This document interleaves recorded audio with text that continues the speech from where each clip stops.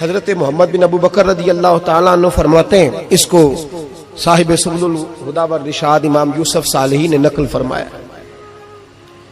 کہتے ہیں کہ میں حضور کے ساتھ ایک جنگ پہ گیا تو واپس ہم آ رہے تھے تو اس جنگ میں بڑی فتح ہوئی، 5واں حصہ مال غنیمت کا ہم نے سرکار کی بارگاہ میں نذرانہ پیش کیا تو 80 اونٹ حضور کے حصے میں بھی آئے، اتنا نفع ملا۔ واپس آ رہے تھے تو ایک جگہ شام کا وقت ہو گیا، کچھ علاقہ اچھا ملا تو حضور نے فرمایا سفر آگے نہ کرو، یہیں پڑاؤ کر لو، پتہ نہیں آگے جا کے کوئی ایسی اچھی جگہ میسر آئے نہ آئے۔ حالانکہ حضور سارا کچھ جانتے ہیں پر تعلیم امت کے لیے فرمایا یہی، کہتے خیمے لگ گئے، رک گئے، ایک ایک خیمے میں 2-2 4-4 آدمی۔ فرماتے میرے خیمے میں حضرت محمد بن ابو بکر جناب ابو بکر کے صاحبزادے تو میرے خیمے میں جو صحابی تھے نا وہ بڑے موٹے تازے تھے، بڑے وجود ان کا، بسطۃ فی العلم والجسم، موٹے تگڑے۔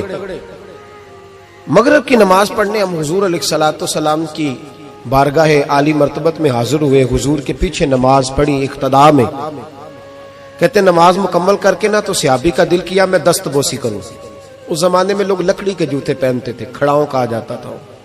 حضور کے قدمین شریفین پر نالین مقدس نہیں تھے اور حضور کا وجود نا بڑا نازک تھا۔ صحابہ کہتے ہیں جب دست مبارک میں ہاتھ ملاتے تھے تو حضور کا دست مبارک کستوری سے زیادہ خوشبو والا ہوتا تھا اور برف سے زیادہ ٹھنڈا ہوتا تھا۔ تو فرماتے ہیں حضور کی بارگاہ میں نا نماز کے بعد جب صحابہ بکھرے تو وہ بھی آگے بڑھے سلام، یہ کچھ لوگ آتے ہیں سلام لینے، مجھے بڑی تکلیف ہوتی ہے جب دھکے لگتے ہیں نا تو میں کہتا ہوں یار نہ آیا کرو، ہم کون سا کوئی اتنے اعزاز والے لوگ، پھر دھکے لگ، اور کچھ اتنی محبت سے سلام لیتے ہیں، اتنی محبت سے سلام لیتے ہیں کہ کئی دفعہ جوڑ ہل جاتے ہیں، اتنا زبردست سلام لیتے ہیں۔ وہ پیچھے کھڑے ہوتے ہیں تو ہاتھ کھینچ لیتے ہیں۔ اب وہ طبیعت بھی نہیں چاہتی کہ کسی کو کچھ کہا جائے، لیکن وہ بعد میں محسوس ہوتا ہے کہ یہ محبت ہوئی ہے، اور محبت میں معاملات بڑے دور نکل جاتے ہیں کئی دفعہ۔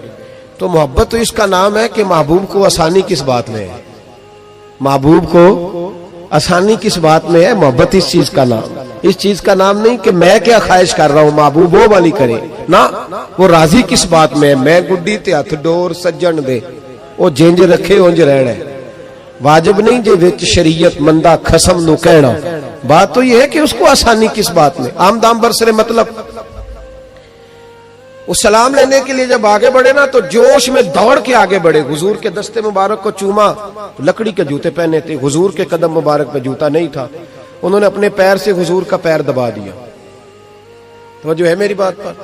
یہ باٹا کے جوتے پہننے والا جب کسی کا پیر دباتا ہے نا اور بندہ بھی تگڑا ہو تو ایک دفعہ سمجھ آتی ہے کہ کسی نے پیر دبایا ہے۔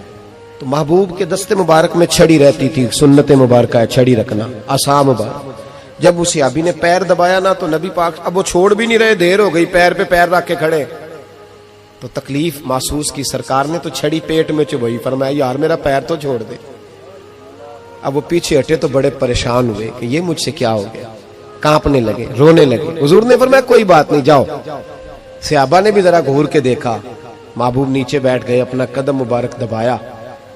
حضرت محمد بن ابو بکر کہتے ہیں اپنے خیمے میں ہم لوگ چلے گئے، عشاء کی نماز بھی حضور کے پیچھے پڑی پر وہ صحابی ساری رات سو نہیں سکے، یار یہ مجھ سے کیا ہو گیا، گرا جو ان کی نگاہ سے وہ سنبھل نہیں سکتا، میں نے حضور کو تکلیف دی، محبوب کو تکلیف دی۔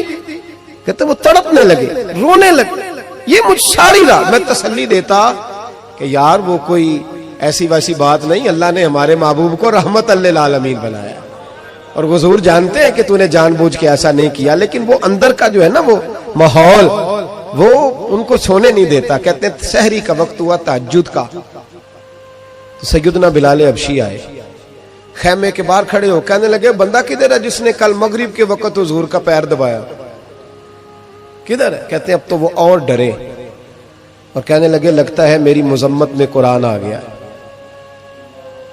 محبوب کی غیر ارادی بے ادبی بھی اللہ کو پسند نہیں، کہا لگتا ہے آیتیں آ گئی، پتہ نہیں میرے بارے میں کیا حکم آیا ہوگا، آپ اپنے ابا سے کہہ کے میری سفارش کرائیں گے، جناب صدیق اکبر سے کہیں گے، کہیں ایسا نہ ہو کہ میری دنیا بھی جائے اور آخرت بھی جائے۔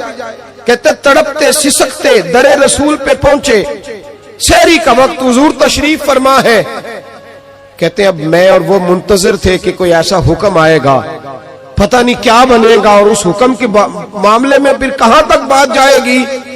कुर्बान जाए, जब हुजूर के सामने खड़े हुए तो सारा कुछ जानने वाले महबूब ने अपनी उम्मत की तालीम के लिए फरमाया, भाई इशा के बाद ही तुझे बुलाने का इरादा हुआ था, फिर ख्याल आया कि तू कहीं सोया होगा, शहरी में लोग उठ जाते हैं तहज्जुद के लिए, इसलिए तुझे बुलाया है। फरमाते हैं अब इंतजार था कि वो बड़ी बात आए, डर रहे थे, लेकिन कुर्बान जाए नबी पाक ने पैर दबाने का जिक्र ही नहीं फरमाया। हुजूर फरमाने लगे बुलाया इसलिए है कि कल शाम मैंने तेरे पेट में छड़ी चबो दी थी, तुझे तकलीफ हुई होगी तो अल्लाह की रिजा के लिए माफ नहीं कर देता। जनाब मोहम्मद बिन अबू बकर कहते हैं पहले तो वो अकेला रोता था, अब हम सब ने रोना शुरू कर दिया। हुजूर आप क्या फरमाने? कहने लगे नहीं यार, बेचारे का पेट बड़ा है, मैंने छड़ी चबो दी, उसको तकलीफ हुई होगी। और क्या लफ्ज है हदीस में, महबूब फरमाने लगे मैं सारी रात सो नहीं सका, इसका वो दर्द। ओ भाई तो अपने अब्बा को सख्त बात कह के आके बेड पे आराम से सो जाता, तू अपनी अम्मा को सख्त जुमला कह के वो तड़पती रहती है, उसे वो सारी रातें याद आती हैं जो उसने बेटे के लिए बेदार रह के गुजारी होती। तो एक फिक्रा कह के तू सोचता ही नहीं, कहने वाले तो कह ही देते हैं, ये सुनने वाले हैं जो कमाल करते हैं, तूने ख्याल ही नहीं किया। महबूब फरमाने लगे सो नहीं पाया, चल अल्लाह की रिजा के लिए माफ कर दे। तो कहने लगे हुजूर वो तो मैंने पैर दबाया था इसलिए आपने मुझे छड़ी चबोई, आप क्या कह रहे हैं? तो महबूब फरमा देखे वजाहत देखे, महबूब फरमाने लगे तूने तो अन देखे पैर दबाया था, मैं तो देख रहा था, मुझे नहीं छड़ी चबोनी चाहिए थी, चल तू क्या मैंने माफ किया। तो अर्ज करने लगे हुजूर जिस तरह आप राजी है मैं भी उसी तरह ही राजी हूँ। महबूब फरमाने लगे तू तो राजी है पर मैं नहीं अभी राजी। हुजूर आप कैसे राजी होते हैं? फरमाया जी 80 ऊंट मेरे हिस्से में आए हैं, अगर तू सारे तोहफे में कबूल करे तो मैं राजी हो जाऊंगा, तोहफे में रख ले सारे। कौन देता है देने को, फाजिल बरेलवी का अंदाज में जरा देखिए, कौन देता है देने को, इसका पंजाबी तर्जुमा है कि कौन देता है, देना वास्ते जिगरा चाहिए, कौन देता है देने को, मुंह चाहिए, देने वाला है सच्चा हमारा। और